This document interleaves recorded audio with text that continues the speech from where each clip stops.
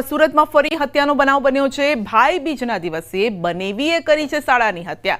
અઠવા વિસ્તારમાં ત્રિકમ વડે યુવકની હત્યા। હત્યારો બનેવી ઘટના બાદ ફરાર છે। ભાણીને ન મારવા શાળાએ ટકોર કરતા હત્યા કરી છે, તો બનેવીને લાગી આવતા હત્યાને અંજામ આપ્યો છે અને અઠવા પોલીસે હત્યાનો ગુનો નોંધી તપાસ હાથ ધરી છે।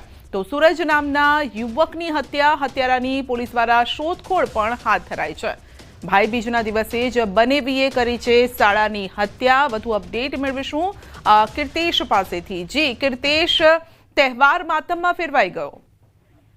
બિલકુલ, સુરતના અઠવા વિસ્તારની ઘટના છે। ભાઈબીજના દિવસે એક બહેનને પોતાના ભાઈની લાશ જોવા મળી છે અને આ ભાઈની હત્યા કોઈ નહીં પણ એ બહેનના પતિએ કરી છે। એટલે કે બનેવી દ્વારા શાળાની હત્યા કરવામાં આવી છે।